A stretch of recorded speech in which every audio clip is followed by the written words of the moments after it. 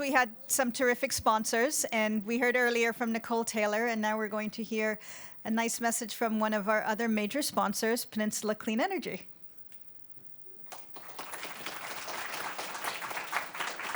Thank you, Petra. And I think we should all give it up for Petra and for the team at Thrive that organized this conference, and to the co-organizers, climate resilient communities, Nuestra Casa and Rise South City for all the hard work, and all the organizers who put this together. So thank you so much. You've been working on this for so long. I see how much work you put into this. So thank you. Big round of applause for all the organizers today. So I'm Kirsten Andrew Schwinn with Peninsula Clean Energy. We are the community electricity provider in San Mateo County. And what that means is we are a public agency that was founded to fight climate change and reduce greenhouse gas emissions. And how we do that is we buy your electricity for 97% of the counts of San Mateo County. Goes through PG&E's wires, gets to you automatically, so you don't have to do anything. And I have great news to share with you all. Together, as a community here in San Mateo County, all of us working together, we have reduced greenhouse gas emissions from electricity by 98% since 2016. And that's been a huge community effort to launch Peninsula Clean Energy, and thank you for all of your support over the years. And now that we have that amazing clean energy, the thing we do with it is we electrify everything, because electrification is a solution for fighting climate change, but also for climate resilience, because it's the burning fossil fuels in the vehicles, in our homes, that causes asthma. It's the burning the fossil fuels that causes those health issues. And if we can get off fossil fuels in our transportation, in our homes, that is an amazing step for community health. So going electric is a solution, but we need to make sure that that solution is accessible for everybody. So Peninsula Clean Energy offers some programs that help. We have a bunch of rebates and so on. I want to just talk about one, which is our home upgrade program. This offers free electrification services for folks, income-qualified households in San Mateo County. It builds on existing home upgrade programs, and then we'll add free electric appliances and electrical work as well. So this is great for homeowners, but renters, how do we serve renters? This is a huge equity issue, and it's a difficult question for our agency. And other agencies are really thinking about this. And so that's one reason I'm very excited about this panel coming up, because we need to hear from communities about solutions. How do we serve renters for electrification programs, for example, without causing gentrification, without displacing people, without landlords saying, oh, okay, I did all this great work on your unit, now we're going to raise the rent. So these are tricky issues, and we really need to hear the ideas from community organizations, from community members about how to do this well. So very much looking forward to this upcoming panel. And I also want to say we work with community organizations. A number of the groups that we partner with are in the room today. Our RFP for community outreach grants is public and on our website right now. Deadline is October 17th. So if you would like to collaborate with us to get the word out about clean energy and electrification and the benefits in the community, please go to our website and have a look. And now I am very glad to help welcome the next panel with Miriam from Nuestra Casa, and let's learn more about community leadership.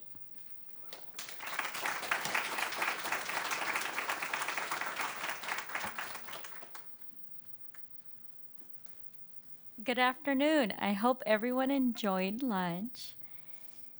My name is Miriam Yupanqui, and I'm the Executive Director of Nuestra Casa. Our organization is based in East Palo Alto, and over the past 20 years, we have been serving the Mid-Peninsula community members.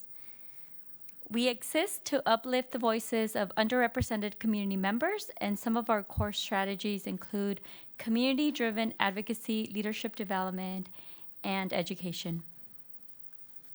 Over the past several months, we have been planning this event, and I'm glad that we are finally here. And I'm also very delighted to be in front of a group of amazing community leaders. I would like to welcome our panelists for this session, and they are Ever Rodriguez, founding president of North Fair Oaks Community Alliance, Irma Rodriguez Min is, oh, here she is. Executive Director of South Coast Sustainable, and Regina Wallace Jones, City Council member and former mayor of East Palo Alto. Welcome, panelists.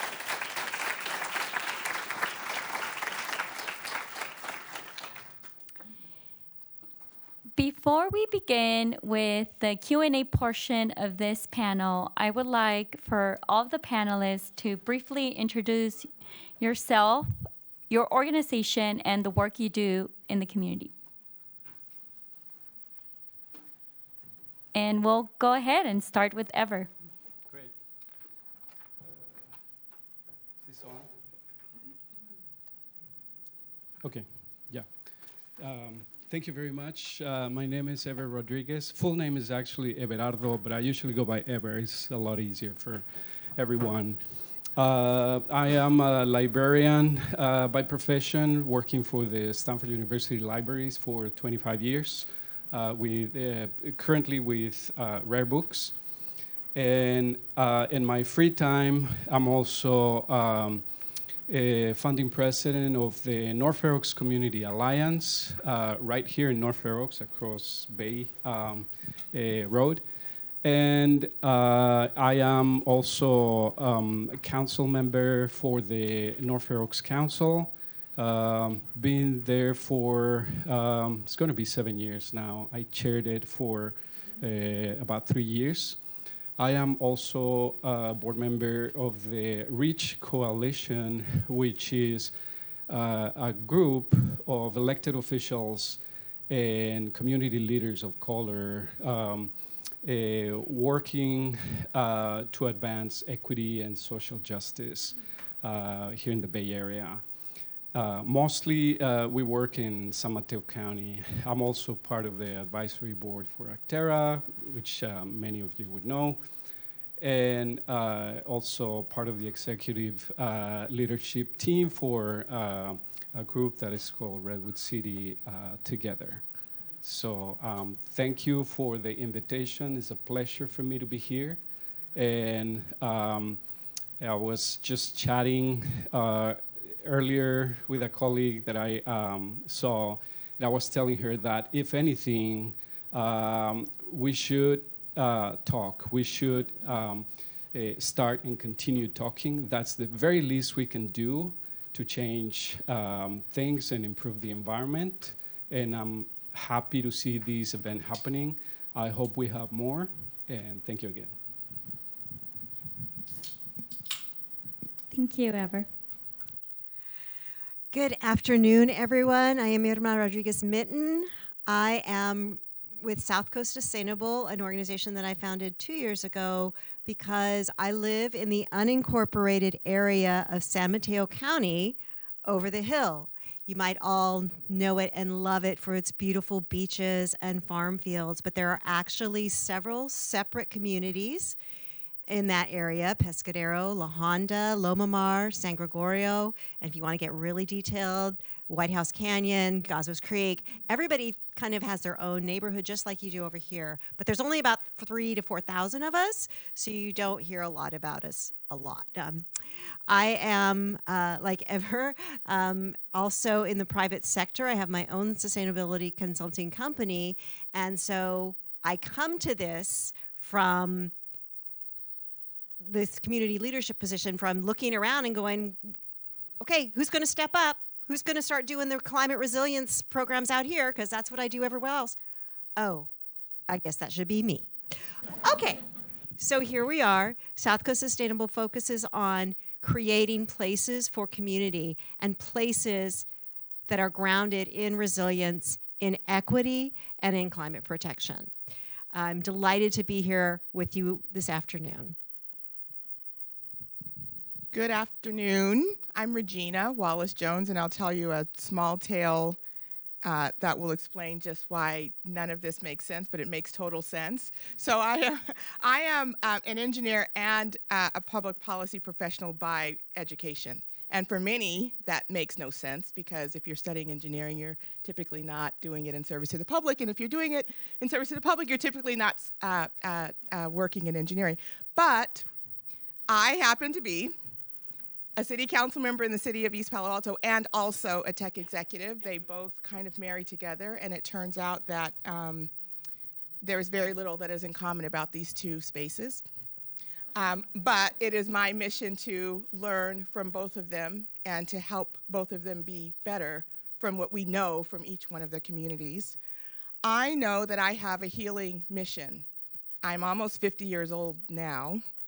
When I was 30 years old, if you had sat me on this panel, I would have sounded totally confused. But at 50, I know that purpose is taking priority over profession. And for me, what that means is I need to go back to some of the things that were known when we moved through our journey to Westernization and Western civilization, what things we lost as we did that. And so I am going to definitely be speaking today from the perspective of what do I know about my beautiful, incredible, extraordinary citizens in the city of East Palo Alto. And I will probably pepper in some of the things that I am continuing to learn about everything that we plowed over in the journey to Western civilization, because all of that matters for us to be united in purpose and to be healed going forward. Thank you all for those introductions. The first question that I have for all of you is, what hazard or climate adaptation knowledge might communities hold that government practitioners or philanthropists don't necessarily have themselves?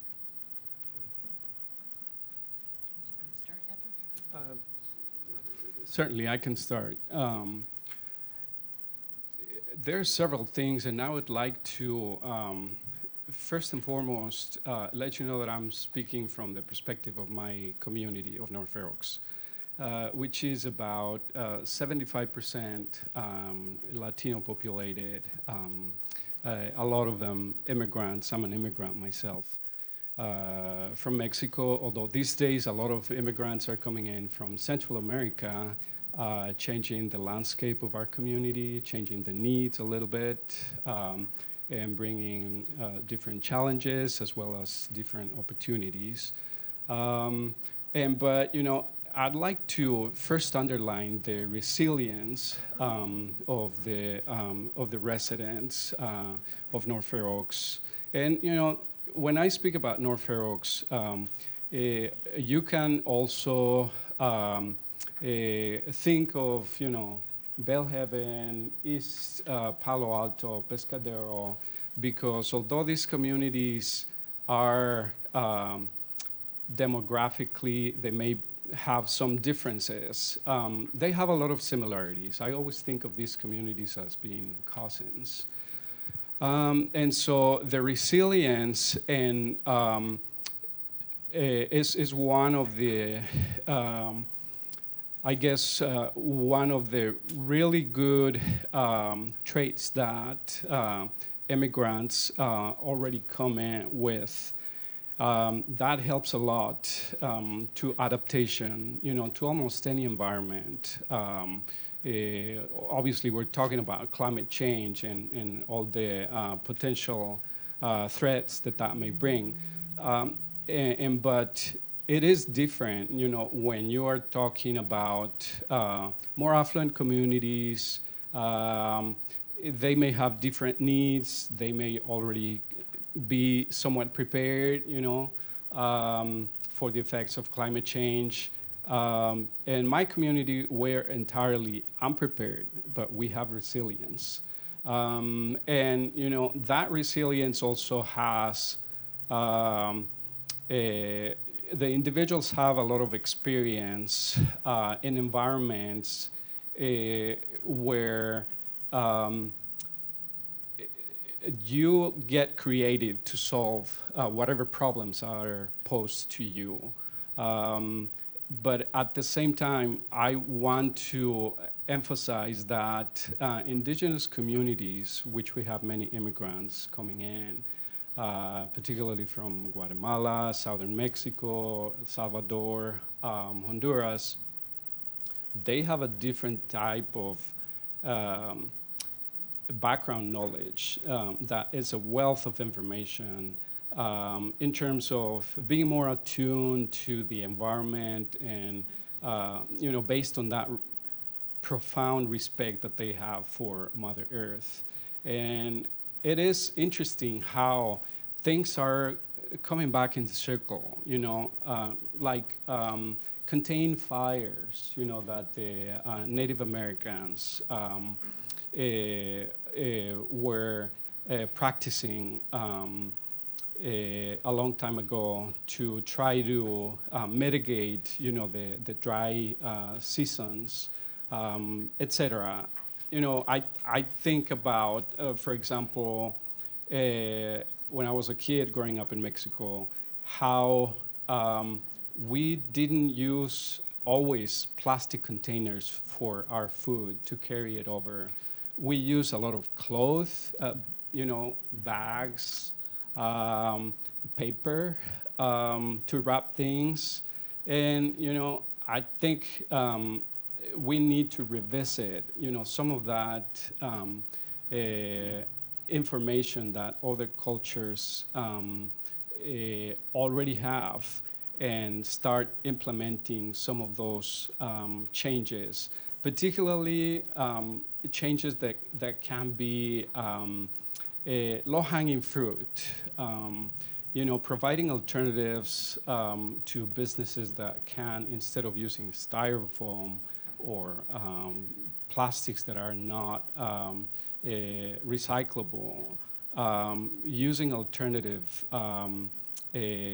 sources that can be, reverted back to earth and, become sustainable businesses. So I'll leave it at that. Thank you, Ever. And we'll go ahead with Irma. So one of the awesome things about today, and especially being on this panel seated between these two amazing people, is that they're saying everything that I want to say. And I couldn't agree more. Again, just from the perspective of the coast, yes, we're different, right? But yet we are the same. I would tell you that our local knowledge, because many of us are working the land, we definitely notice when there's less moisture in the air, where the season's getting dry faster.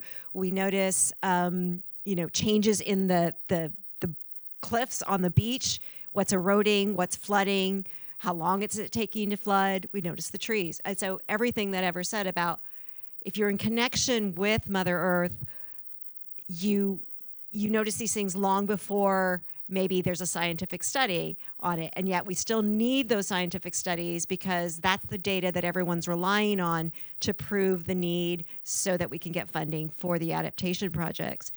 And the other thing that Ever said was about our resilience as in certain communities. Yes, resilience is something we want to promote and celebrate. And sometimes it can do us a disservice because we don't complain, because it's normal. Oh, we don't have very much water? Okay. You cut back on your use. You recycle. You use your laundry water to water your plants. That's common knowledge to many communities that don't have the luxury of, fresh, unlimited supplies of fresh water or unlimited electricity. So for those of us in this room that are community-based, let's be a little more vocal and celebrate our resilience and not just take it for granted and not take it as, meaning that we don't deserve better. So one of the things that comes to mind that I'm hovering over as I'm listening is this word community, because that word itself is not a native construct of Western culture, at least not as most of us have been taught it. And yet it is a very central part of most indigenous communities, if not all because the community itself is there to honor milestones that have happened for each person, to support, to create a sense of movement together. There's a West African proverb that says, if you want to go fast, go alone, but if you want to go far, go together. And so the community that I want to hover over a little bit is the Polynesian community, because they are a substantial part of the city of East Palo Alto. We have many other communities as well, but for this particular example, what I want to offer is that East Palo Alto is in a flood zone. It was a surprise to me when I bought my house and realized that I had to pay some additional insurance, et cetera. But fact is, when the tide gets too high, which we have not seen recently because of other challenges, East Palo Alto floods. And many immigrants coming from Polynesia understand what it means to live in flood zones. Why? Because they're islanders and they're sitting in the middle of big, massive oceans, and they see flooding much more often than everyone else. The children who come to the United States are asked to find their way into the world around them. And much of that means giving up or not spending time knowing what their forefathers and foremothers knew. And that's a tragedy. But I want to hover on the Climate Resilience Communities organization because it's led by a Polynesian leader who is saying, I know, there's something I know that the rest of us need to know, and I want to work with all of us to help us all know it because we're a community together. For me, this idea that, sort of knowledge comes from an institution like Stanford, and I'm an alum, so I'm not like diminishing the institution in any way. This idea that the knowledge comes from there is interesting, but actually the first movers, the people who know first, are the people who are in it first. And I think what we have to do is kind of do a better job of honoring that knowledge and honoring what people know who are in the fight and in the struggle every day, and not stealing that knowledge and turning it into institutional knowledge that we sell, right? But taking that knowledge together, sharing and learning it so that the community collectively can grow and be more regenerative in nature. So there are many examples of this in EPA, but that particular one I think calls out an outstanding example. I'm glad that Violet is here to hear it because she makes me proud every day. I love the work that she victoriously leads us through, and I love the new things that we're learning because of what she knew that we now have the benefit of knowing living in a flood zone. Thank you all for sharing your perspective. The second question is for you, Irma, and some of you may have alluded to this question earlier, but how can community members' lived experiences inform planning and project development? In other words, how can community members' lived experiences help ground truth or challenge hard science or widespread assumptions about the problem? I think we've mentioned that a couple of times, and that's a recurrent theme here is that, we, Virginia just said it, we're in it first, and so we know how to deal with it first. When,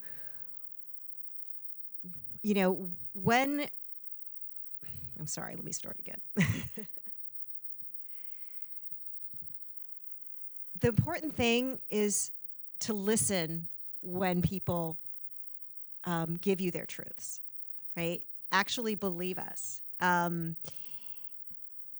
we're talking about things that are happening, we're seeing flooding more often, we're seeing ground cracking because of drought, we're seeing our neighbors get sick, believe us. I know that the systems of policy and project planning are essential in a civilized society. And there are many, many areas where, you don't want people going out and building roads by themselves, right? There's a reason we have these processes. What you can't capture are the emotions of people. You can't capture their day-to-day lives. And one of the other things that I'd really like to touch on is, and again, we've already alluded to this today, you can't capture kind of the anxiety and the stress that those planning decisions sometimes have on the communities where the projects are built. So our lived experiences are the truth for us.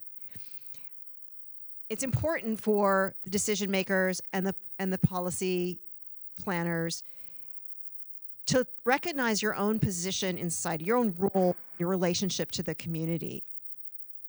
Because truth isn't one-dimensional, it's three-dimensional or maybe five-dimensional, right? And so we will see things differently based on where we're coming from. So just going into the conversation and knowing that the other people on the table are going to come at things from a different perspective, but not assuming that your perspective is complete, is really, really important in creating any kind of change in the systems. And I think we've all also talked about that this morning is we need action. We need really systemic change. It's going to take a lot of courage. It's going to take courage for community members to come forward and say, no, we know this is what we've experienced. We know it. Okay, maybe it's not proven out in the census data because that's not accurate. We know it. So it's going to take courage on that side, and it's going to take courage from everyone else to admit maybe that you don't know all the answers, or admit maybe that some of the models are wrong, or some of the processes we followed are wrong. But here's what I know, also being a Stanford alum. We can solve anything if we really want to. I know we have the technology. I know we do, because we're sending it all over the world to solve problems. So I believe in the human factor, and that the courage of each of us as individuals, when it's knit together in a really resilient fabric, that will be the key to making the changes that we need to make for the good of all beings. Thank you, Irma. And I'm a Cal alum. They're very nice people, too. Just wanted to say that. Go Cal. And something else that I also wanted to say was that I grew up in East Palo Alto, and I didn't know that East Palo Alto was prone to flooding until the 1998 El Nino incident. And I also was not aware of what environmental justice really meant until I started working at Nuestra Casa. So for me, it's just been amazing being part of an organization that is doing environmental justice work and really bringing individuals to the table and really asking hard, challenging questions. And the next question that I have is around this and around the fact on how do we work better with community-based organizations. So the next question is for you, Ever. What are effective ways to partner with community-based organizations, and can you provide some examples? Yeah, thank you, and thanks, Irma. You know, to make it a nice segue from listening into having consideration and early planning. I think, you know, I am hoping that we all learned something from the pandemic. We were all scrambling, including governments who were entirely unprepared, you know, to deal at least with communities like mine.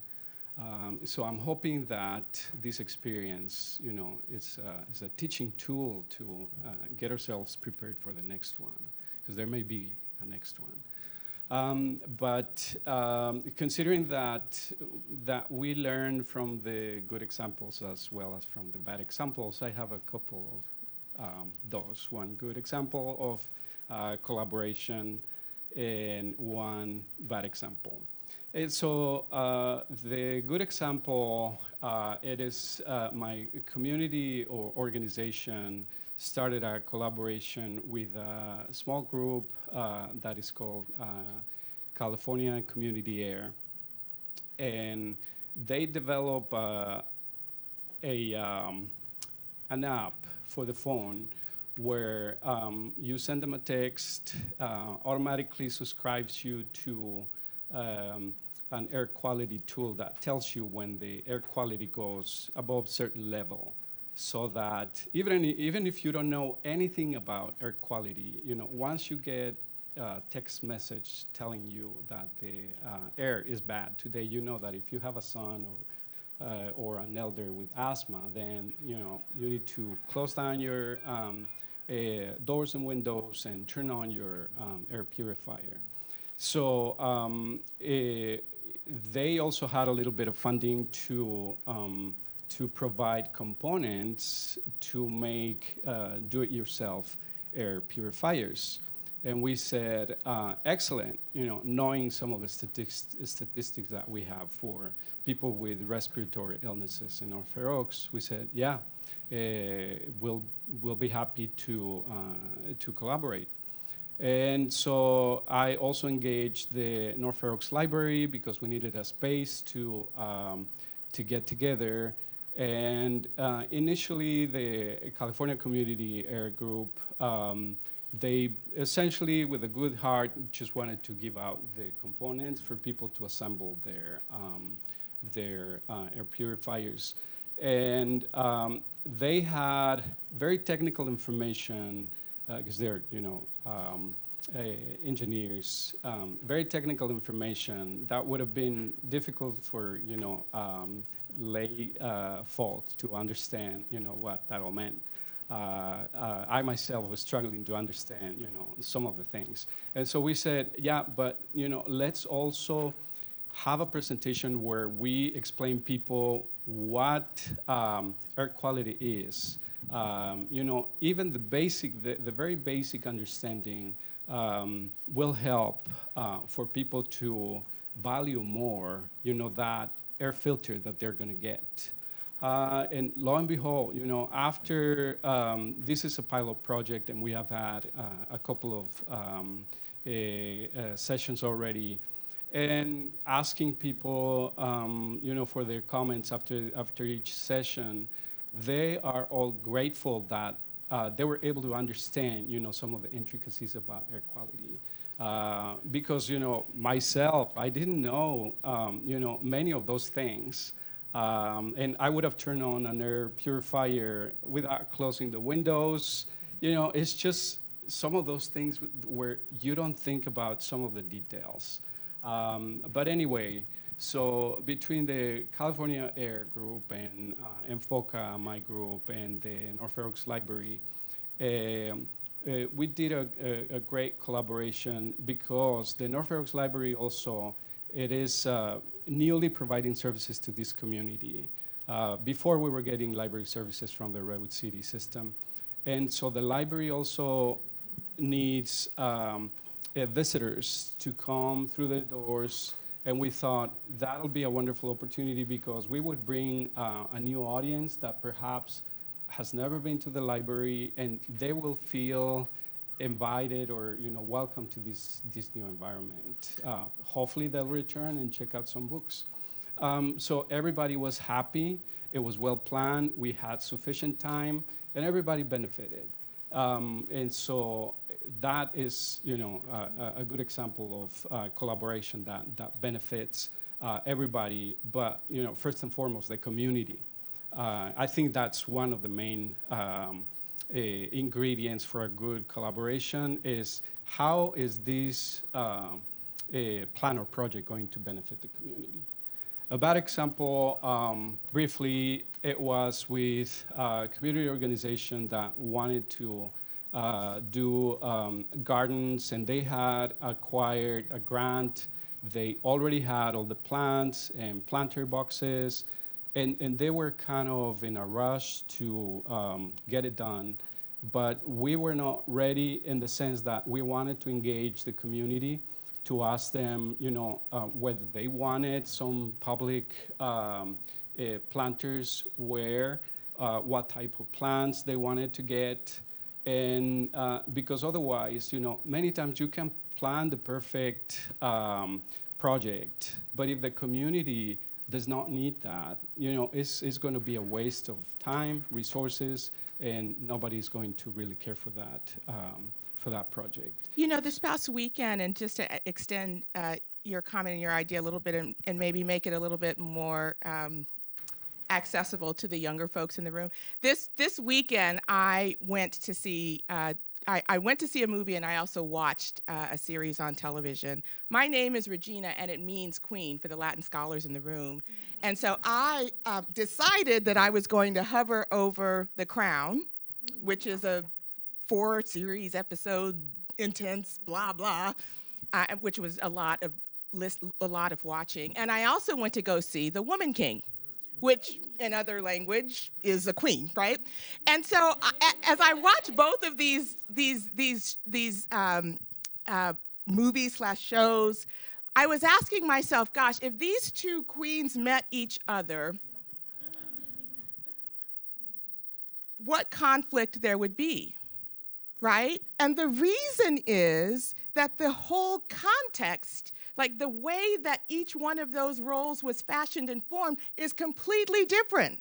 They're both queens, they're both leading, they're both doing their thing, but if you sat them down at the table and said, let's queen together, there would be a fight, right? And the fight would be there not because one or the other was wrong, although you can make your own judgments about which one of those was harder, right? It would really be about what is the norm for queening, right? What does it really take to queen? And from the university perspective, learning looks one way, and from a community perspective, learning looks another way. And often the barrier to getting across to what we can commonly know is hovering over the norms, right? What does learning look like? What does it feel like? How do we access it? How do we believe it? How do we collectively engage with it? And how do we accept that this is right? And when we're coming from institutions, we don't do this well, because we've been trained to believe that we know, and it's our job to tell, not that we don't know, and it's our job to learn, or that we know some things, and it's our job to learn more from the world around us. And so to the question of how do you work more productively with communities, like those that are represented here, like many that are here in the room, it really is to first look at what are the norms, and how do we together widen the norms to include all of us? Because once the norms are widened, then the conflict goes away. And I think this is one of the things that we have missed century after century after century, right? We believe that it's our job to overtake. We believe that it's our job to establish a new way by crushing whatever was there. And instead, I think our job is really to look at the thing that's causing conflict, the norm, widen that a little bit more, make it more inclusive. And once everyone feels like they're at the table, then we can start learning and expanding our knowledge together. That's it. Thank you all. And could I add a final comment? So this is what I consider at least 3 fundamental elements for successful partnering. And first, that there should be a community need. That's number one. It should be basic, but many times it doesn't happen. Second, that there is mutual understanding and agreement about such need in the community as well. And third, that both or all organizations benefit some percentage. I also have to remind community-based organizations that we are not corporations when it comes to growth. and that our growth pertains to and should be guided by the needs of the communities that we serve, first and foremost. I think that we need to push the envelope, to philanthropists and government when they want to give a grant. And if a community-based organization needs a different time of calendaring or working or additional funding or something to voice those concerns, because in my experience, philanthropists as well as government and academia, they can be flexible and they can rethink and come back with a positive response. So, yeah, thank you. Thank you, Ever. And during this piece, we talked about strategies to work more effectively with community organizations. And now I'm interested in learning more about the challenges. So what are the challenges that get in the way of shifting power to frontline communities, and how might we overcome them? And Irma, we'll go ahead and start with you. Well, I'll start by saying the obvious answer, which is funding. But that aside, I think some of the challenges, at least from my perspective, successful projects and successful collaborations will build capacity in the communities. And one of the challenges we have, even with well-designed projects, is that we don't have the people in the communities with the experience or the time to help implement them. So for community-based organizations, it's absolutely essential that we get the community involved, but we can't assume that they have unlimited time and unlimited resources. There is a cost to coming to every community meeting, to doing, any kind of outreach, or to participating, even to filling out a survey. If you are stressed, as we already heard again with the young lady who was here earlier, if you are stressed about where you're going to live or where your groceries are coming from, or if you have a job, it's really hard to fill out a survey on sea level rise. Sorry. So building that in, looking at a bigger picture, will be, overcome that challenge, and building in the capacity to develop the job force, right? So a challenge of upgrading homes is you don't have a contractor labor force that can easily implement these programs in your community. You don't want, contractors or skilled tradesmen coming over from the East Bay, wasting all that gas and counting that time to come and do, home upgrade projects in East Palo Alto or Pescadero, for which we can't even get. So, challenges are really thinking of the entire picture at the beginning of designing the program or the project. Thank you. And Regina, would you like to respond? Yeah, I love that. And there were two thoughts that came up for me. One was going back to this question of need. Most, if not all, indigenous communities move by need, not by want. Western culture is driven by want, right? We are always wanting more. We want better clothes, we want bigger houses, we want better cars, we want this and we want that, we want this, which is not regenerative in nature, right? When you're moving by need, the only thing that you're asking yourself is, what thing do I need next? Period. And sort of understanding that that is the backdrop upon which many, particularly communities of color, are coming from, right? Entering into that space and examining, am I putting something forward for them that I want? Or am I putting something forward for them that they need? The only way that you can understand a need is to understand that from the person who is receiving. They have to be able to say what they need. And if you have a vision for something that is wider or bigger or longer or stronger or more resilient, that's where the conversation begins after you understand the need that has been articulated. That, I think, is a big challenge often in working through some of the programs, projects, et cetera, that we're trying to deal with. So the reason why I think you're saying funding, et cetera, is because when you need those basic needs taken care of, it is very hard to talk about all of the other things that we want to talk about. And so, so really evaluating that difference and really entering the space with that mindset, I think, is a key to helping to overcome the challenge that you raised, right? Like, we did something, but they actually didn't need it, to make those more effective and productive. Great, thank you. And we have a few minutes left, and I want to make sure that the audience here in the room, but also in Zoom, have the opportunity to ask questions. So now we'll go ahead and, first person here on my left. Oh. Well, I have a question.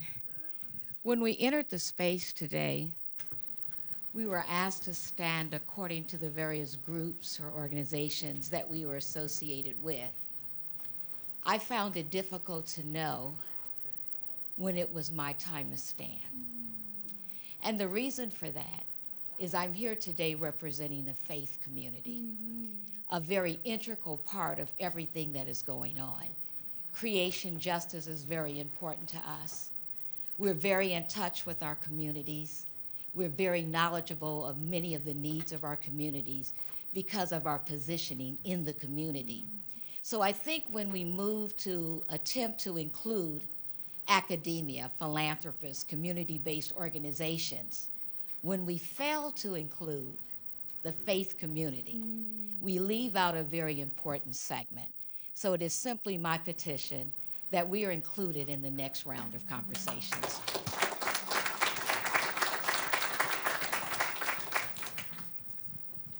Thank you. And Irma, go ahead. Thank you for that. And I think that really reinforces the fact that we should be very careful, as you just said, of that word community that we throw around, because we're all part of many communities, and it can be very nuanced, and it can be very exclusive. So just, again, in terms of best practices for working with community leaders, make sure you understand the communities that need to be represented, that you need to form relationships with. And don't assume that just because I represent the Pescadero community, that I represent all of the communities in Pescadero. Thank you, Irma. Thank you for that. And I see another hand here in the middle. Hi, I spoke earlier. When you're addressing the issue of funding, I think it's really critical that these community-based organizations are very, very careful as to where they seek their funding. Many times, and I've seen it firsthand, and I'll use very clearly Facebook Meta. You're giving an organization $250,000, and now that organization goes to a city council meeting in favor of their projects because of the funding, but it goes against the community. And also, I mean, to me, that's a big sellout piece, and I think there needs to be more pools of funding that's available with some sort of a stipulation that it doesn't sell out your community, and that those conflicts of interest, you go into the community, and once again, you find what their needs are by the community that it is serving, and then you address those based on priority, because we damage our communities very, very much so because we're selling them out, and it's not a new story. So I think we really need to look strategically at where that funding is coming from. Agree. Thank you. We have time for maybe one or two other questions.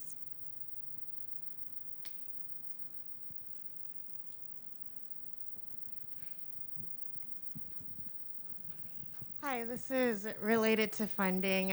I'm representing the State Coastal Conservancy today, and we're a grant awarding agency. And I wanted to know from your perspectives or from community perspectives, where are the funding gaps? Are you able to find all of the funding you need for your community organizations to thrive, or where are there areas where you are finding difficulty funding?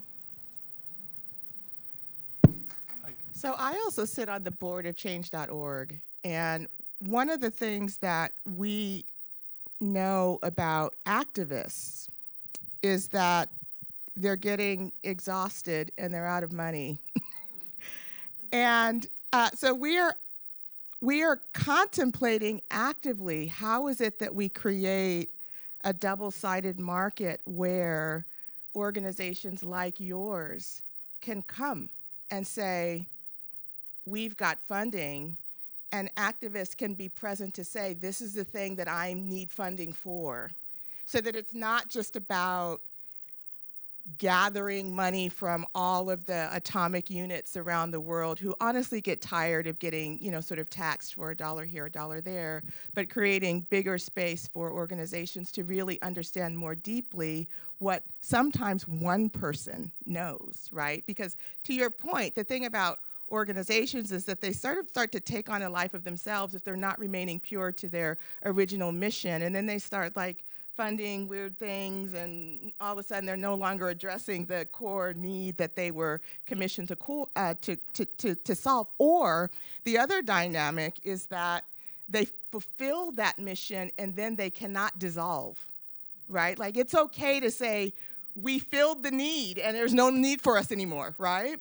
So we're definitely thinking about this at the change.org level to try to figure out how do we create this connection, because what I think you need to know is what all the atomic units out there need, that sometimes an organization in their own, sort of selfishness may not be presenting to you. And there are a bunch of active missions out there that need funding and that are missing the dollars to do them.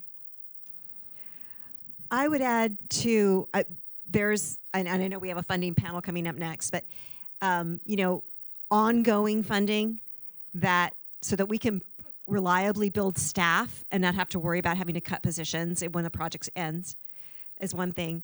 But another area is thinking of, again, the holistic picture, making room in your programs for people who preserve the traditional arts and culture of the community, because that can go a long way, again, in making place, in building trust, because you're coming from a position where you're celebrating the culture of the community that you're trying to work in. So make room for those curators of history, of arts, of music.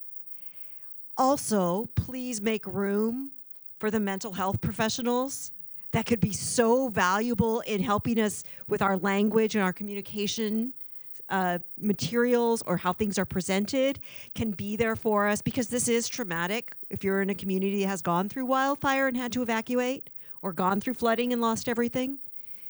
So for community-based organizations to have those resources that, again, live in the community and understand and have those funded, that's you may never think of doing an energy program that has a social worker with you, but it's really can be very beneficial. So those are some gaps that I have seen.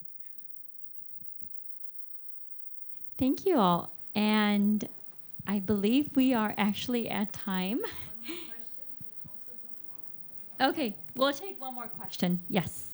Thank you. Thank you. I'm Michael Barber. I work for Supervisors Pine, and I've been working on sea level rise, flood issues for about 10 years or so. And one of the questions I have is how do we reach the communities that are not represented here, who I've had contact with? Some of them are homeowners in particularly Millbrae, San Bruno areas that flood on a regular basis.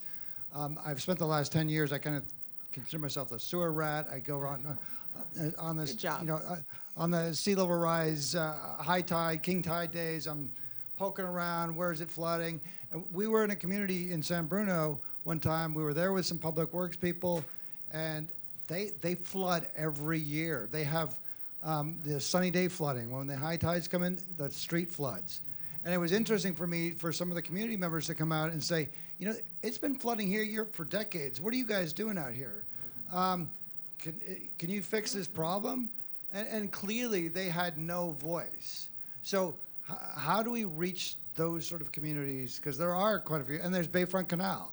Another area that fortunately we've done some work that hopefully when next rain comes, they won't flood because of the work that was done there. But I am not aware of Bayfront Canal community being represented. Maybe they are. But so how do we reach those communities that are not here and not represented by any of the CBOs here? Thank you. I can try to take a stab at his question and the two previous questions by saying that good and effective communication is a major lack. I would venture to say in our society, but particularly in this area. We have developed several silos that are not communicating with each other. You have a right hand who doesn't know what the left hand is doing. And, those are some of the gaps that this woman was referring to.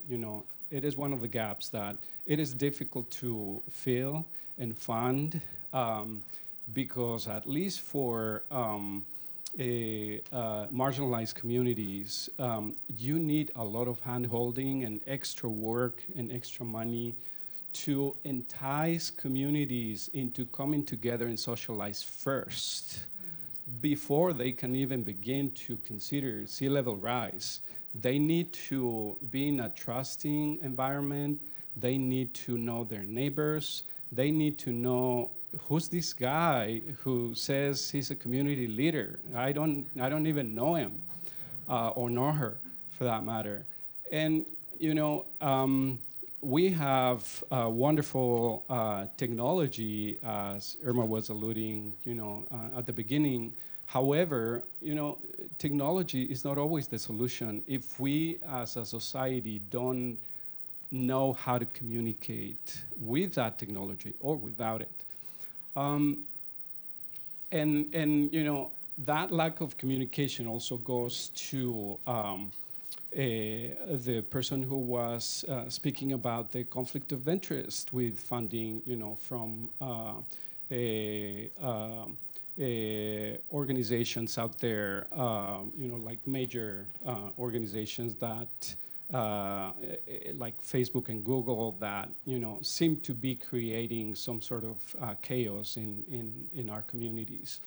And a brief example, for some time, Facebook was incentivizing their employees with a $10,000 grant so that employees could buy a residence in the 10-mile radius. We are in that part of that 10-mile radius where we're then. And so we heard about it and we started communicating that was going to expedite gentrification and kick out many of our residents, increase rents, etc. And they stop it, but that was thanks to communication. If we don't communicate, people will push their businesses, as far as they can. But if there isn't a law that can stop it, and many times, I have to say, our governments they love businesses because obviously they bring revenue. So pretty much anything goes. And we need our local governments to be the guardians of those communities and be able to say, I'm sorry, you cannot bring 10,000 employees in this single area. You have to create silos, separately. Your employees don't need to be in this particular building all at once because they work online anyway. So how about you bring 5,000 and send the other 5,000 to Central California where jobs are needed. Anyway, communication is lagging, and I think that would solve a lot of issues. Thanks. Thank you all.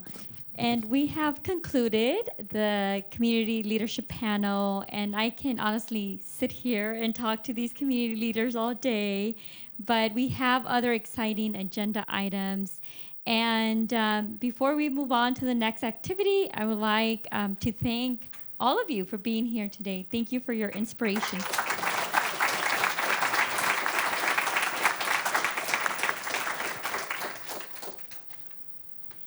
We will now move on to a table discussion activity, and I believe we have a few minutes until 2 p.m.